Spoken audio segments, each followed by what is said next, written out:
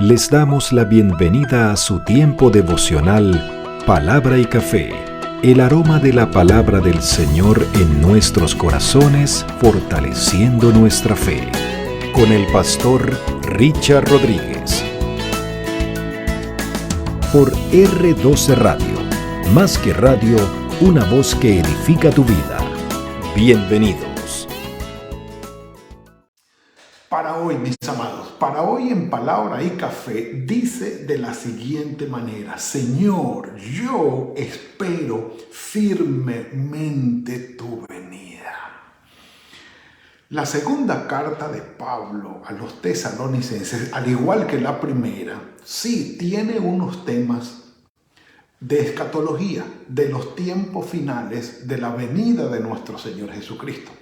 Ya en el capítulo 3 de la segunda carta tuvimos el privilegio de ahondar, en el capítulo 4 de la primera carta tuvimos el privilegio de ahondar sobre ese tema o de tocar ese tema. Capítulo 4, versículos 13 en adelante, la venida de nuestro Señor Jesucristo.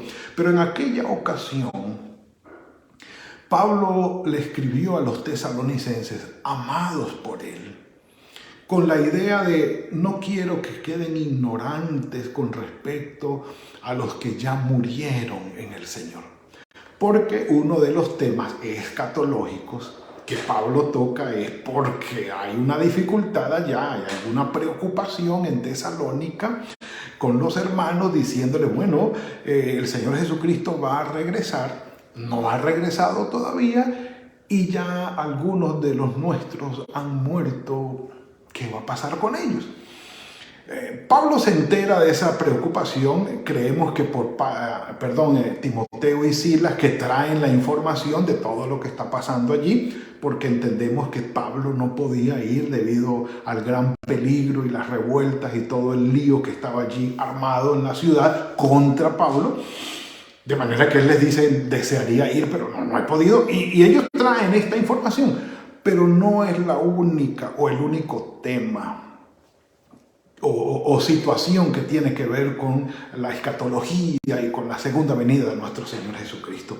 La escatología de Pablo, o como dicen algunos, la escatología paulina, tiene, una de sus máximas o la máxima expresión aquí en este capítulo.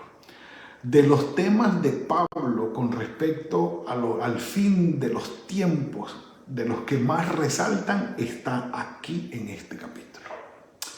Y lo vamos a revisar. Lo vamos a revisar por lo menos en los primeros 4 versículos porque seguiremos adelante. Yo no sé en sus versiones, en la versión que ustedes tengan allí. Yo tengo aquí, como les he dicho, la Reina Valera del 95, versión de estudio. Comienza una nueva, parte en la carta, donde dice instrucciones, solamente la titulan instrucciones y van del capítulo 2 hasta el capítulo 3, versículo 15. Maravilloso. Ya sabemos que nuestra serie se llama Trabaja mientras espera y ya vamos a ver por qué nos acercamos a ese punto. Pero el subtítulo que tiene el capítulo 2 es la manifestación del hombre de pecado. El hombre de pecado, esa frasecita, el hombre de pecado, esa frase es clásica, clave, particular de Pablo en su escatología. Claro, no vamos a profundizar lo que nos gustaría profundizar aquí, porque estamos hablando de un devocional, estamos hablando de un modesto devocional aquí por esta plataforma y no de una clase de seminario donde tendríamos mayor tiempo y disponibilidad para profundizar. Pero dice Pablo, y vamos al punto. En el versículo 1, Pablo dice cuál es el meollo del asunto, la parte central. Dice, con respecto a la venida de nuestro Señor Jesucristo y a nuestra reunión con Él. Listo. Pudiéramos decir, es lo que nos interesa saber. Que el Señor Jesucristo volverá y que nosotros vamos a reunirnos con Él. Maravilloso. Si pudiera ser, hasta allí diríamos, listo, terminamos. Un café por eso. Pero sabemos que no. Pero tengamos eso muy presente.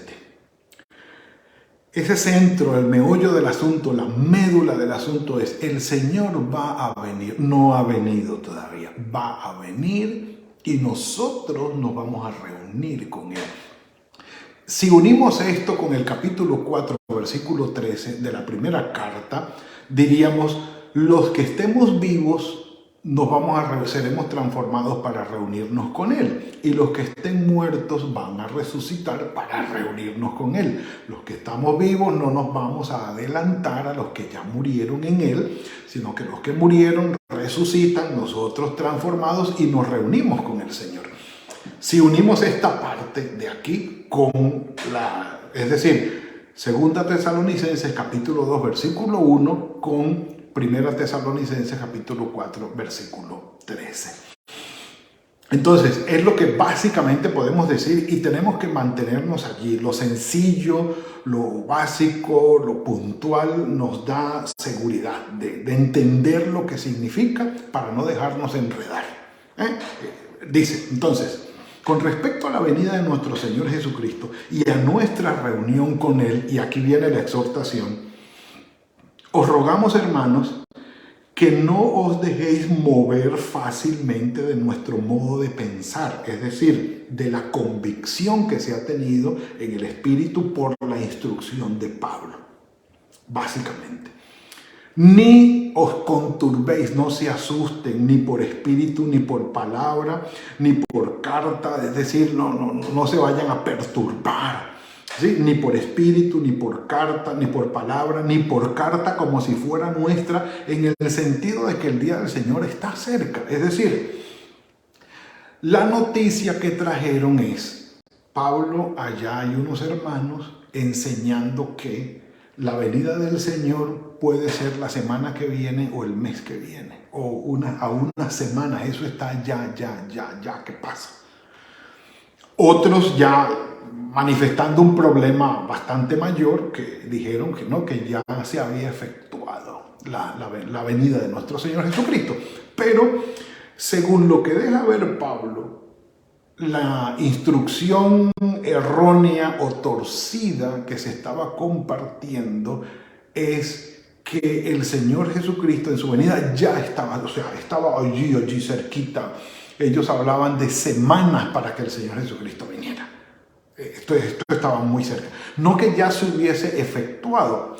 Y es por el contexto que viene y la manera como trata Pablo el problema y cómo reaccionan los hermanos de Tesalónica a este problema. Como si ya estuviese cerca. Es más, decían, no, el Espíritu nos lo reveló. Pablo nos escribió una carta donde afirmó que él, y era muy fácil obviamente pues falsificar una carta o un escrito haciendo decir lo que ellos querían enseñar erróneamente, pues obviamente era muy fácil hacerlo. Entonces dice: no se dejen perturbar ni dañar ni por espíritu, es decir, por una actitud que les esté revelando lo que no es, ni por palabra, ni por carta como si fuera nuestra, en el sentido que el día del Señor es inminente, la venida del Señor es inminente. Y dice: nadie os engañe de ninguna manera, pues no vendrá antes de que venga la apostasía y se manifieste el hombre de pecado.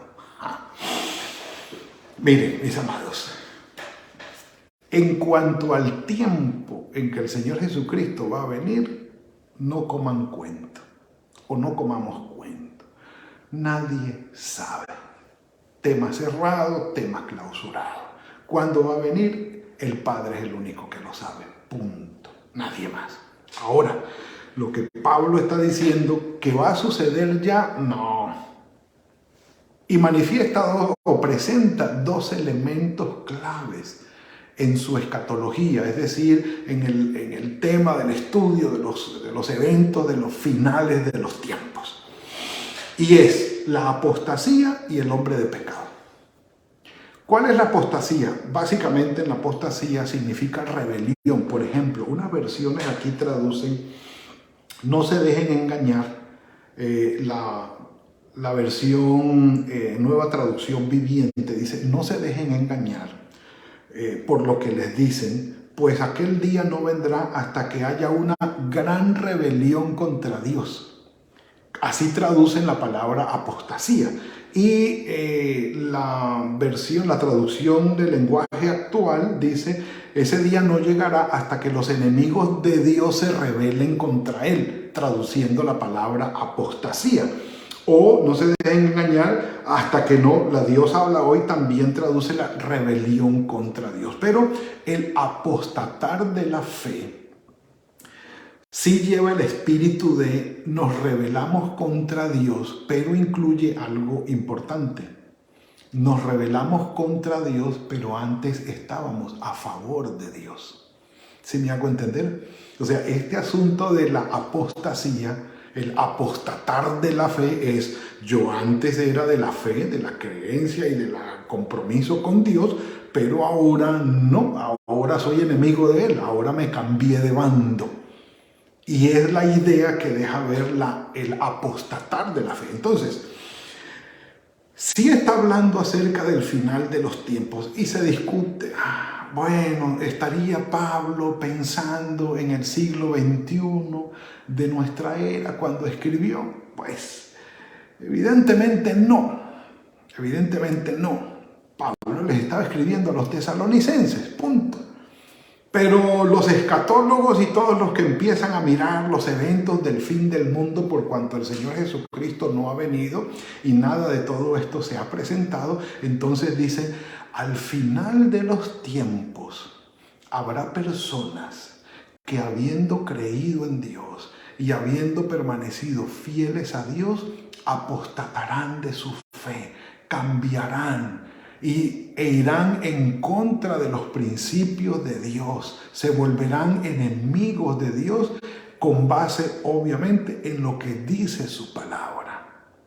Apostatarán de la Biblia, dirán que la Biblia ya no es, dirán que Dios ya no es, que esos principios espirituales, morales y éticos que se aprenden y se llevan en el corazón en el cristianismo, eso ya no es, eso ya es obsoleto, ya no sirve, ahora es otra cosa, y esa otra cosa nueva que se adapta más a estos tiempos es diametralmente en contra de la voluntad del Señor. Entonces, aquellos que fueron fieles a Dios y apostatan de Él, volviéndose enemigos, a eso se refiere el apóstol Pablo. Ahora, si analizamos nuestros tiempos, está ocurriendo, dígalo usted, yo por eso me tomo un café. Sí, señor. Hasta los más sabios y entendidos están apostatando de la fe. Como dijo el Señor Jesucristo: angosta es la puerta y estrecho es el camino que conduce a la salvación, y los que se salvan son muy pocos. Ancho es el camino, ancha es la puerta que conduce a la perdición, y muchos son los que caminan por él. Esta apostasía estará dándose el día de hoy. Analícelo usted y véalo usted en la sociedad. Cómo lo que antes la sociedad aceptaba como pecaminoso, aberrante, dañino, inadecuado para los niños, para los jovencitos, para las personas, para los matrimonios, ahora ya no es pecado. Ya por decreto, desde la ley y los gobiernos, están constituyendo el pecado en algo lícito, absolutamente lícito. Y es todo. Que haya apostasía, sí. Número 2, no podemos quedarnos allí, lo lamento, pero no. Número 2, el hombre de pecado. Cuando habla del hombre de pecado, dice, ese día no llegará hasta que los enemigos de Dios se rebelen contra él, que es la apostasía, y haya aparecido el hombre malvado que será destruido. Y se dé a conocer el hombre de anarquía, aquel que trae destrucción. Y aquí dice que se dé a conocer el hombre malvado que está condenado a la perdición. El hombre de pecado, dicen los que estudian la parte de la escatología interpretando a Pablo, porque Pablo no dice nada más. Bueno, sí dice unos detalles importantes y ya lo vamos a ver. Dice que es un hombre reconocido a nivel mundial, con poder a nivel mundial, político, económico y militar, reconocido por todas las potencias del mundo como el hombre. Ese personaje será el hombre de pecado, el hijo de perdición. Dice, el que se opone y se levanta contra todo lo que se llama Dios o es objeto de culto, tanto que se sienta en el templo de Dios como Dios, haciéndose pasar por Dios. Dicen que aquí hay unos brochazos, unos visos de lo que es la abominación desoladora con Antíoco Epífanes IV, líder griego, que blasfemó o usurpó el lugar santísimo, sacrificando cerdos en el lugar santísimo, colocando estatuas de los dioses griegos en el lugar santo y en el lugar santísimo en el templo de Jerusalén. Que esto supuestamente ya pasó, esto estamos hablando del siglo II antes de Cristo. Entonces, lo que da el resultado o motiva a la revolución macabea, cuando se da la purificación del templo por allá en el 147, algo así, antes de Cristo, y lo que da el origen a la fiesta del Hanukkah que ahora mismo están celebrando los judíos. Es la purificación del templo, ¿sí? Entonces, algunos dicen que esto tiene unos brochazos, unos visos de la abominación desoladora. Y que entonces, cuando se manifiesta este hombre de pecado, antes de la venida del Señor Jesucristo, va a profanar el templo de Dios y va a hacerse pasar por Dios. Es decir, será aceptado por los judíos, obviamente, para que pueda sentarse en el templo, y por todos los demás, por lo menos las tres grandes religiones monoteístas, ¿sí?, que son la religión musulmana, los judíos y los cristianos. Será reconocido este personaje al punto que se entenderá que el centro de culto es el templo de Jerusalén, y allí él se va a sentar como Dios para exigir culto a él, haciéndose pasar por Dios. Déjenme, me tomo un cafecito para eso, porque les voy a decir lo siguiente. No sabemos cuándo va a venir el Señor, pero lo que sí sabemos es que los adelantos que hay para la construcción del tercer templo están a punto de caramelo. Todo está listo para construir el tercer templo. Entonces los escatólogos sacan la siguiente conclusión: para que se manifieste este hombre de pecado y esté en el templo de Dios, haciéndose pasar por Dios, asumiendo que es el templo de Jerusalén, exigiendo adoración y haciéndose pasar por Dios y estando en contra de Dios, el tercer templo tiene que ser reconstruido para que esa profanación y esa blasfemia pueda ocurrir. Entonces, lo que Pablo está diciendo con estos elementos, estos dos elementos de la escatología que incluye él y solo él, dice: va a venir la gran apostasía y se va a manifestar el hombre de pecado. Da más elementos característicos, distintivos del hombre de pecado que de la apostasía. Y con lo del hombre de pecado dice: se sentará en el templo de Dios, se hará pasar por Dios. Para lo cual, entonces, como conclusión, se exige o se espera que el tercer templo de Jerusalén esté construido. Y sí que están trabajando en ello. Ahora, mis amados, la apostasía, el hombre de pecado. Que el mundo haga lo que haga. Que manifieste lo que manifieste. Que decrete lo que decrete. Que se manifieste el hombre de pecado. Que legitimen el pecado desde los decretos de ley para que la gente peque aprobados o legitimados por las leyes de los gobiernos y no crean que están cometiendo ningún delito, ni ningún pecado, ni ninguna aberración. Que hagan lo que quieran.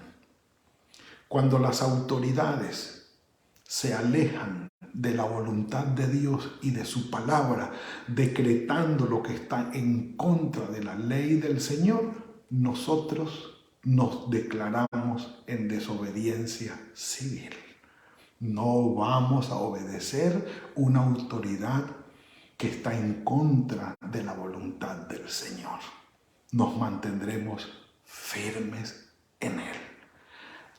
Que lo que antes tú llamabas pecado, mira que ahora la ley lo ha legitimado y no es pecado. Ante la ley de los hombres no lo es, pero ante la ley del Señor sí. Y la ley del Señor está por encima de la ley del hombre.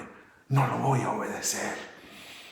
No lo voy a obedecer. Me mantengo firme y esperaré estas dos señales que por lo menos Pablo deja ver en medio de toda la escatología bíblica.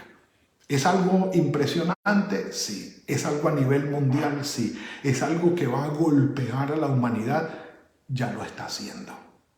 Y la firmeza tuya y mía en el Señor y su palabra, sin dejarnos mover de allí, eso tiene que ser una realidad ya. Debemos estar firmes en la palabra del Señor, en nuestro testimonio de fe, en nuestra relación y dependencia de Él. Él es nuestro Dios, Él es nuestro Señor, nadie hay más que Él, ni por encima de Él, y la palabra es nuestra única regla de fe y práctica. Nadie y nada está por encima de la palabra del Señor. Mis amados, que el Señor nos dé fortaleza, que nos dé firmeza a través de su Espíritu, que nos guíe en el poder de su Espíritu Santo, paso a paso, día a día, momento a momento, para esperar firmemente la venida de nuestro Señor Jesucristo. Padre nuestro, gracias por esta bendición que nos has regalado hoy. Tú has sido bueno con nosotros.